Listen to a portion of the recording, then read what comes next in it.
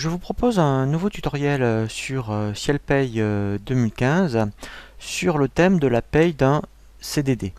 Nous allons voir comment bien créer une fiche salarié CDD et nous verrons également la réalisation d'un bulletin CDD avec effectivement des rubriques spécifiques par rapport au CDD, notamment si effectivement vous payez la précarité je dirais tous les mois, ou vous payez les congés payés tous les mois. Donc on verra effectivement les différents cas de figure, si effectivement tous les mois vous intégrez certaines rubriques ou vous attendez le dernier mois du contrat du CDD pour effectuer effectivement toutes ces rubriques spécifiques. Donc pour créer la fiche d'un salarié CDD, donc je vais dans salarié, je fais créer. Donc là je vais mettre CDD, je vais faire exprès, je vais mettre CDD. Donc là, bien sûr, il faut mettre tout ce qui va concerner les informations administratives. Alors, après, effectivement, je vous invite aussi, si vous voulez vraiment avoir le détail d'une fiche salariée complète, à consulter ce qu'on appelle le tutoriel sur la fiche salariée pour en savoir plus. Là, le tutoriel, c'est vraiment de vous montrer ce qui est spécifique à un salarié, à un CDD. Donc là, je mets donc, voilà, je vais mettre au moins ça, son adresse. Voilà. Donc ensuite, effectivement, dans affectation, donc je vais mettre, voilà, donc après, on va mettre un emploi.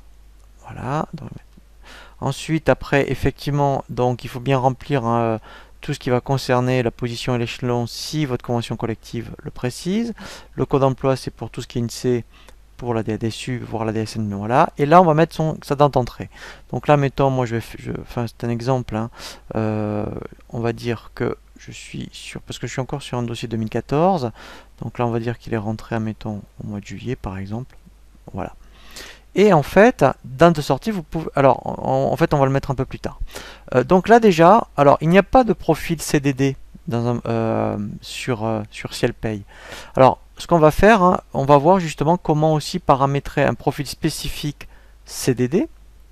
Comme ça, après, effectivement, vous n'aurez pas besoin de mettre les rubriques de paye à chaque mois. Donc là, après, alors ça peut être un CDD temps plein ou un CDD temps partiel. Donc là, je vous conseille de mettre la durée du travail. Comme ça, il va le proratiser tout seul. L'effectif Fillon. Au niveau du salaire, donc là on va mettre la convention collective. Ici on peut laisser salle base s'il est mensualisé. Donc là, alors ça peut être un CDD temps plein ou un CDD temps partiel. Alors si c'est un temps partiel, je vous invite à consulter le tutoriel sur les temps partiels. Donc là, moi je vais dire, mettons qu'il est à 1800 € par exemple. Voilà, donc là qui fait, mettons 7 heures par jour. Voilà.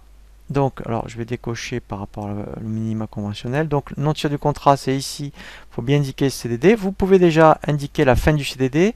Donc, moi, si j'ai dit, admettons qu'il était rentré au mois de juillet, admettons, alors ça, je veux dire que c'est un CDD de 3 mois, par exemple, jusqu'au 30 septembre. Voilà. Et alors, intitulé du contrat. Donc, comme ça ne concerne aucun contrat ici, vous mettez autre contrat. Très important, il faut mettre le motif, le recours de voilà.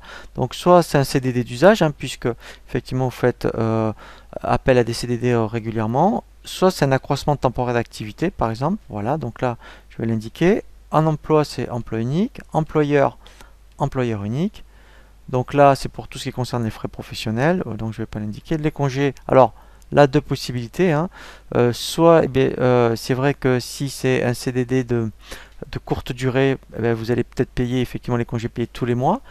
Voilà. Sinon, effectivement, si c'est un CDD de longue durée, vous allez laisser incrémenter ici les compteurs. Donc voilà. Donc là, en fonction du cas, soit vous cochez ou vous décochez, tout dépend. Donc la banque, c'est le RIB du salarié. Donc là, je veux dire que vous payez par chèque. Voilà. Déclaration, donc ça c'est vraiment très important, c'est pour la DSU voire la DSN qui va donc remplacer la DSU, donc ça il faut absolument le faire.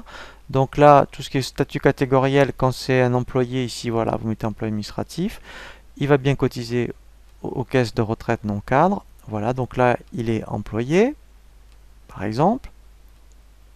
Voilà, donc là c'est bien le régime général, il n'y a pas d'exonération au niveau de tout ce qui est Agir qui est Arco. Donc ça c'est les prévoyances. Donc là on verra vraiment. Alors c'est vrai que c'est un CDD, peut-être qu'il ne va. Enfin, tout dépend de ce que précise votre convention collective. Voilà. Donc ça c'est le minimum quand on crée un CDD pour pouvoir faire sa paie. Alors on va bien voir le profil, justement. Donc là on fait OK dans un premier temps. Voilà. Et dès qu'on fait OK, vous allez voir qu'il y a un onglet variable, voilà, qui est apparu. Donc, pour au moins calculer son salaire de base, il faut renseigner deux variables qui va être salle base et H-. Donc là, en fait, je vais renseigner ici H-. Donc là, c'est un temps plein, voilà. Et salle base, donc j'avais dit qu'il était... alors, il était... Voilà, à 1800.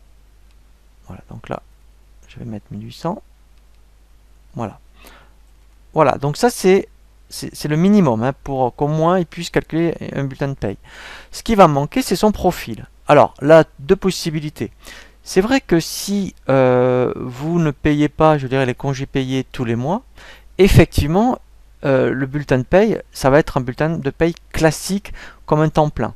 Donc moi, je vais faire exprès que éventuellement vous payez les congés payés tous les mois. Donc, au lieu vraiment d'insérer cette rubrique tous les mois, je vous conseille de prendre comme modèle le profil qui s'appelle salarié non cadre.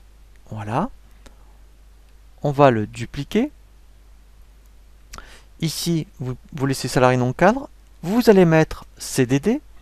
Voilà. Si vous payez les congés payés tous les mois, eh bien, je vous conseille d'insérer, voilà, directement, vous voyez dans le bulletin de paye, dans le profil, excusez-moi, une rubrique, voilà, où en fait vous allez payer les 10%. Je vais donc aller chercher la 704, voilà. Donc là, après, je fais OK, voilà, fermer. Donc là, maintenant, je n'ai plus qu'à faire son bulletin de paye. Donc là, je vais dans gestion des bulletins, bulletin de paye. Donc là, s'il est rentré au mois de juillet, je fais créer. Voilà, ici, je vais prendre juillet. Voilà. Donc là, elle apparaît bien ici. Donc je fais marquer.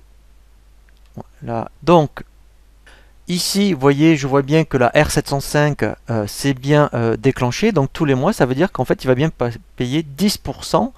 Et bien effectivement de son salaire de base. Voilà. Donc après effectivement, qu'est-ce qui va se passer? C'est lorsque le salarié va partir, quand ce sera son fin de CDD, il y aura vraiment, alors il y a vraiment un tutoriel hein, qui s'appelle gérer le départ d'un salarié, donc qui vous explique vraiment toute la sortie du CDD et également toutes les rubriques de départ qu'il faut intégrer.